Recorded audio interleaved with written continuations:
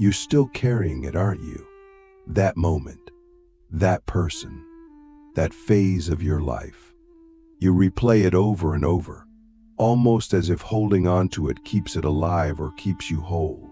But deep down, you know something is not right.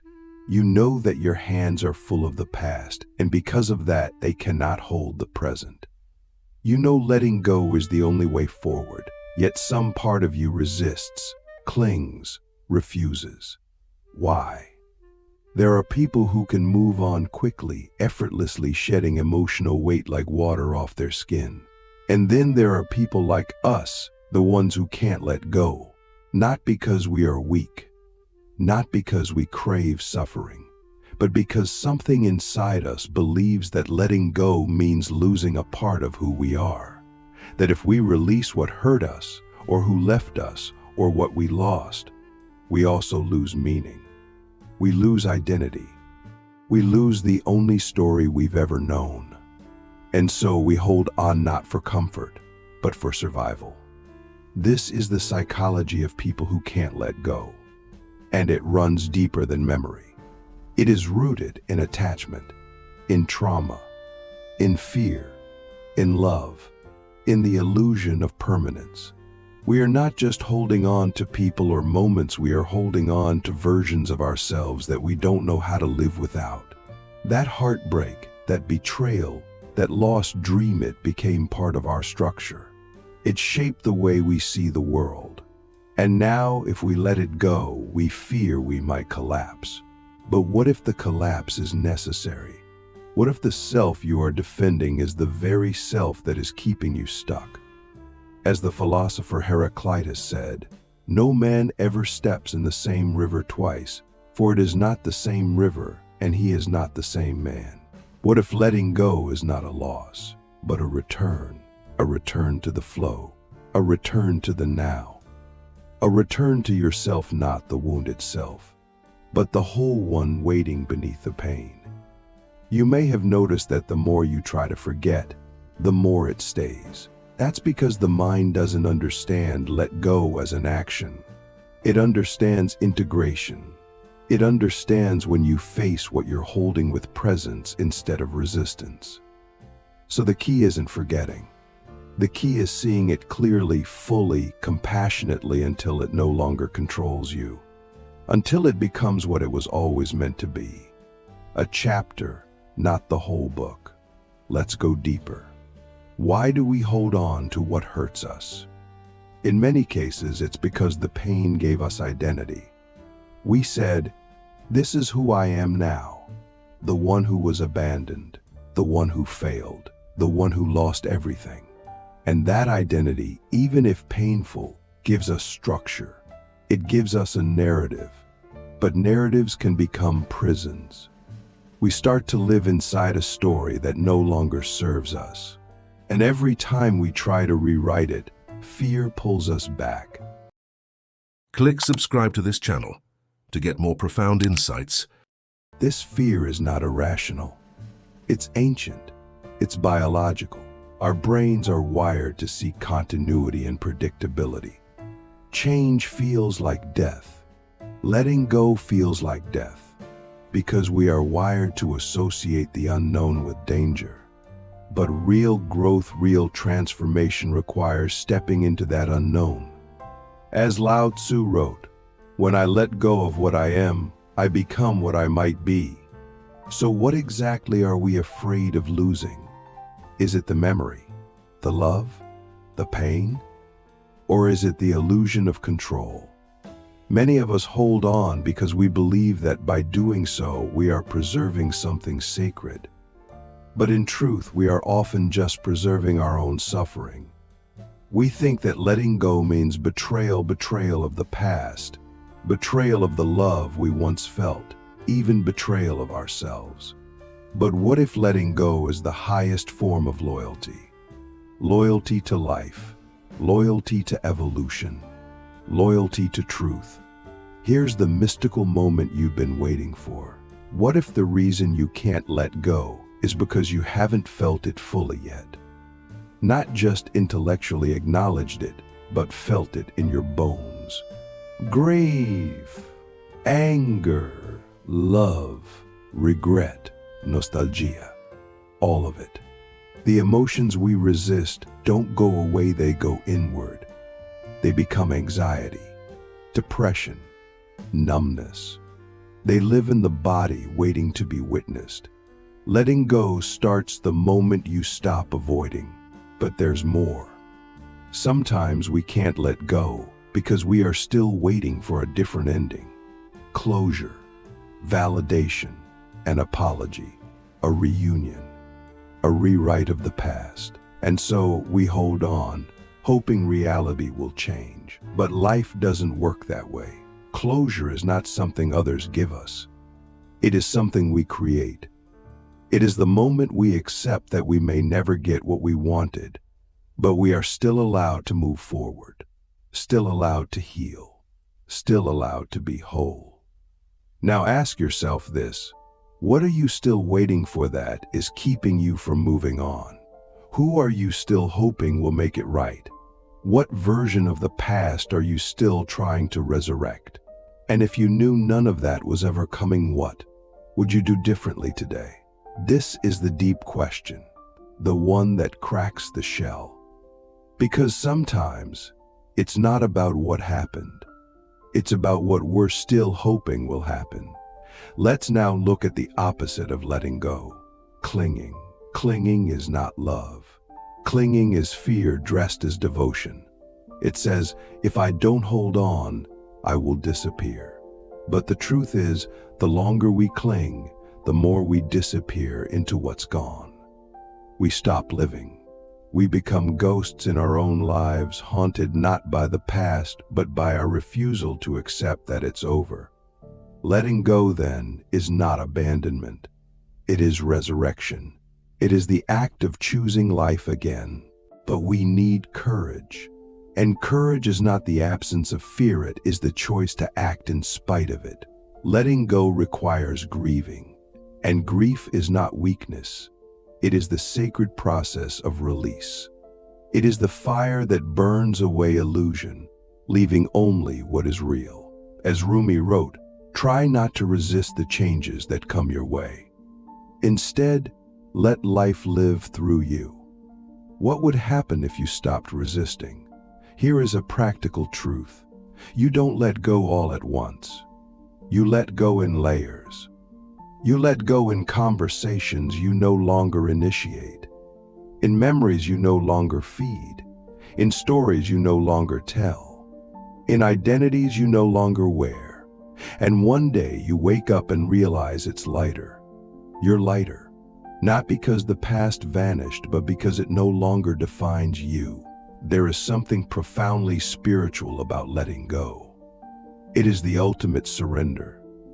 It is the act of trusting that what is meant for you will not require you to grip it with fear, that what is truly yours will feel like peace, not obsession, that life in its infinite wisdom sometimes removes people and paths not to punish you but to make space for your becoming. And now, the second re-engagement moment. What if the very thing you're clinging to is the thing blocking your blessing? What if the door you refuse to close is keeping the next one from opening? What if the pain you revisit every night is stealing the joy you were meant to feel today? This is not about blame. This is about awakening. The most powerful act you can take may not be to fight harder, but to release. We end this part with a reflection from the Buddha. You only lose what you cling to. What are you clinging to? And what would happen if you placed it down gently with love, not because it wasn't important, but because you are choosing to be free? To let go is not to forget. It is to remember differently. It is to remember without reliving, to carry the memory, but not the wound, to feel the sorrow, but not be consumed by it. Many of us believe that if we stop hurting, we stop honoring what we lost, as if peace is betrayal. But it is not. Peace is the highest form of respect. It is the moment we say, what happened mattered, and now I matter. The psychology of people who can't let go is rooted in the belief that the past holds something essential to our survival. A relationship that defined us, a failure that shaped us, a dream that died before it could bloom. These things become landmarks in our internal world. We keep visiting them, hoping that one day we'll finally make sense of it all. But what if clarity doesn't come from revisiting, but from releasing? There is a strange comfort in pain we understand. Even if it's heavy, even if it hurts, we would rather hold on to something familiar than step into something uncertain. But the truth is, you cannot create a new future while dragging the weight of an old one. Something must be surrendered, an identity, a version of love, a belief about who you are. And that surrender will feel like loss, but it is actually the beginning of liberation. You may not realize this, but letting go is an act of creation. It is not passive. It is not giving up. It is sculpting your life from the inside out. It is choosing what you will no longer carry. It is the discipline of deciding that your energy is too sacred to be spent on what no longer exists. It is the daily practice of choosing presence over memory, wholeness over wounds, truth over nostalgia. Letting go asks you to trust in something bigger than your pain. To believe, even without proof, that life still has more to give. That you are still becoming. That you are not your past, not your trauma, not your heartbreak. You are the awareness behind all of it, the observer, the witness, the one who can feel without drowning, remember without clinging, love without losing yourself. And this is where many people get stuck. They confuse letting go with being numb. They think freedom means detachment, but detachment is not disconnection. True letting go is full of feeling. It is fierce. It is honest. It is raw. It is standing in front of what broke you and saying, I see you, I bless you, and I release you. Not because it didn't matter, but because you matter more now. Let us now explore the spiritual dimension of this process. Every major spiritual tradition speaks of surrender, of releasing illusion, of detaching from ego. Letting go is not just emotional, it is existential. It is the death of a self that no longer serves you. And all deaths, even symbolic ones, feel terrifying. But on the other side of death is always rebirth. A deeper self, a freer self, a self that no longer needs to hold on because it has found something unshakable within. Think about this. What are you gripping so tightly that it has become your identity? Who would you be without that story? What would your life feel like if you stopped rehearsing the same pain every day? These are not questions for comfort. These are questions for awakening. And awakening is always uncomfortable at first. It disrupts everything you thought was true, but it also reveals what is real. And here's something most people don't realize. Sometimes we can't let go because we're afraid of the space that will be left behind. That empty feeling, that silence, that unknown. The pain, as terrible as it is, at least keeps us company. At least it keeps us engaged.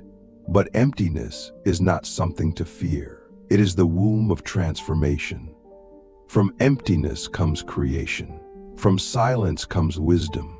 Can you sit in that silence without trying to fill it? Can you allow the emptiness to speak instead of rushing to distract yourself? What would it say? Maybe you're still here. Maybe you made it. Maybe it's time. Time to live without dragging the weight of what no longer belongs to you. Time to feel joy without guilt. Time to move forward without needing permission from your past. At the heart of letting go is self-trust. The belief that no matter what happens, you will be okay. That you are enough, even without the thing you lost. that you are worthy even without the validation you never received, that you are safe even if no one else says the words you're still waiting to hear. Self-trust is the foundation, because once you trust yourself, you no longer need to hold on to what broke you. Now let's speak to the body, because letting go is not just mental, it is somatic. It lives in the nervous system, in your shoulders, in your jaw, in your chest, in your breath. Letting go means exhaling what you've been holding in for years, crying what you never had the space to cry, shaking out the energy that got stuck in your muscles when you were pretending to be fine. This is not weakness. This is release. This is wisdom. The body always remembers, and the body also always knows how to heal. So take a deep breath right now. Not just for oxygen, but for presence, for forgiveness, for freedom. Let your breath be your anchor as you step into the unknown. Let it remind you that you are alive, and that aliveness is more valuable than any memory you're trying to preserve. Here's something else. Letting go doesn't mean the past wasn't real. It means it's no longer required. You can still honor it. You can still love what you had. But you are no longer obligated to carry its weight. You are allowed to outgrow your pain. You are allowed to evolve beyond your past. You are allowed to live a life that no longer revolves around what hurt you. As Viktor Frankl wrote, when we are no longer able to change a situation, we are challenged to change ourselves. Sometimes the only thing left to change is your relationship with what happened. You don't need to justify it. You don't need to explain it. You don't need to make it okay. You just need to release it. With love, with reverence, with power. And maybe, just maybe, the lesson was never about the person, or the event, or the failure. Maybe the lesson was about you, your capacity to feel, to endure, to reason, to transform.